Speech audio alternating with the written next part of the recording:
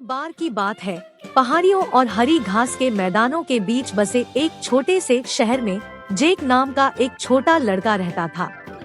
जेक ने हमेशा अपने रोमांचों को साझा करने के लिए एक प्यारे दोस्त का सपना देखा था और एक दिन वह सपना सच हो गया। एक उजली सुबह जेक अपने शहर के बाहरी इलाके में घूम रहा था, तभी उसने झाड़ियों के एक समूह के पीछे से एक हल्की सी आवाज सुनी। उसकी आंखों में जिज्ञासा जगी और वह ध्यान से ध्वनि के स्रोत के पास पहुंचा। उसे आश्चर्य हुआ जब उसे बड़ी भावपूर्ण आंखों वाला एक छोटा मैला कुचैला कुत्ता मिला। कुत्ते का फर रंगों का चिथड़ा था और वह थोड़ा शर्मीला लग रहा था। जेक एक दयालु लड़का था। उसने धीरे से अपना हाथ बढ़ाया, जिससे कुत्ते को सूंघने और परिचित होने का मौका मिला। कुछ ही समय में दोनों के बीच तुरंत रिश्ता बन गया। मैं तुम्हें बड़ी कहूँगा, जेक ने मुस्कुराते हुए घोषणा की और उसी क्षण से लड़के और उसके नए साथी के बीच एक उल्लेखनीय दोस्ती पनप गई। बड़ी जल्दी ही जेक की परछाई बन गया और हर जगह उसका पीछा करने लगा। उन्होंने घास के मैदानों का पता लगाया, खेतों में दौड़ लगाई और पास की खाड़ी में उछल-कूद मचाई। जेक की हंसी पहाड़ियों में गूंज उठी और जवाब में बड़ी की पूंछ खुशी से हिलने लगी। एक धूप भरी दोपहर में जब जेक और बड़ी शहर से होकर अपने सामान्य रास्ते से जा रहे थे, उनकी नजर एक रंगीन पोस्टर पर पड़ी। इसने आगामी ग्रेट पेट परेड की घोषणा की, जो एक वार्षिक कार्यक्रम है जहां लोग अपने पालतू जानवरों का प्रदर्शन कर सकते हैं और मनुष्यों और जानवरों के बीच अद्वितीय बंधन का जश्न मना सकते हैं। जेक की आंखें उत्साह से चमक उठीं। वह बड़ी की ओर मुड़ा और बोला, हमें परेड में शामिल होना है बड़ी। यह बहुत मजेदार होगा। और इसलिए तैयारियां शुरू हो गई। जेक और बड़ी ने एक पुराने वैगन से एक शानदार फ्लोट तैयार करने में कई दिन बिताए, जो स्ट्रीमर, गुब्बारों और एक बैनर से सजी थी, जिस पर गर्व से घोषणा की गई थी, जेक और बड़ी हमेशा के लिए सबसे अच्छे दोस्त। ग्रेट पेट परेड का दिन आ गया और शहर का चौराहा प्रत्याशा से गुलजार हो गया। जेक और बड़ी गर्व से अपने विस्तृत रूप से सजाए गए फ्लोट के पास खड़े थे। दोनों ने मैचिंग बंडाना पहने हुए थे। हवा हंसी से भर गई और शहरवासी लड़के और उसके दुबले चार पैर वाले साथी के बीच के बंधन पर आश्चर्यचकित थे।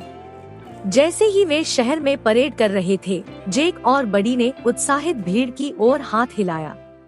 इस हृदयस्पर्शी दृश्य को देखकर बच्चे खिलखिलाए और वयस्क मुस्कुराए।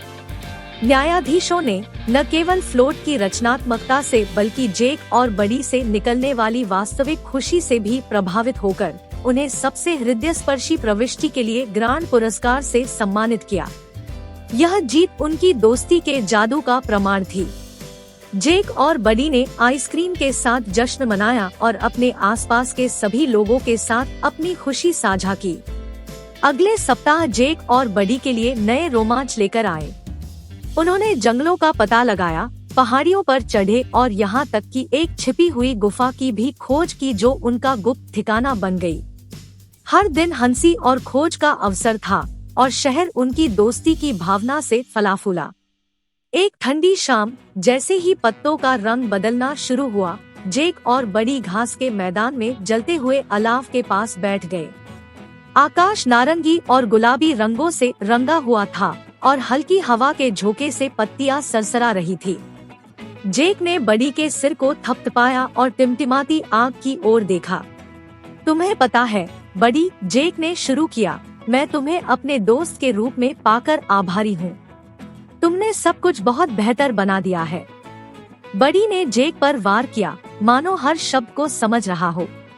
लड़के और उसके कुत्ते के बीच का बंधन अनकहा लेकिन गहरा था, प्यार की एक ऐसी भाषा जिसे शब्दों की जरूरत नहीं थी।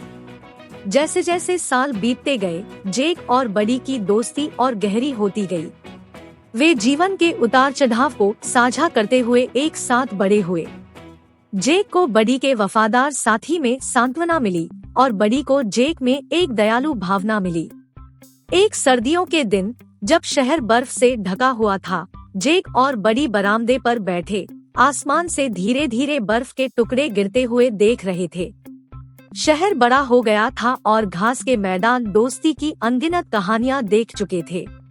उस बर्फीली दोपहर की शांति में जब दोनों दोस्त शांति का आनंद ले रहे थे, बड़ी की आंखें उसकी उम्र से कहीं अधिक ज्ञान से चमक उठीं। यह समय में जमे हुए एक क्षण था, एक दोस्ती का एक स्नैपशॉट जो समय की कसौटी पर खरा उतरा था। और इसलिए पहाड़ियों और हरी घास के मैदानों के बीच बसे उस छोटे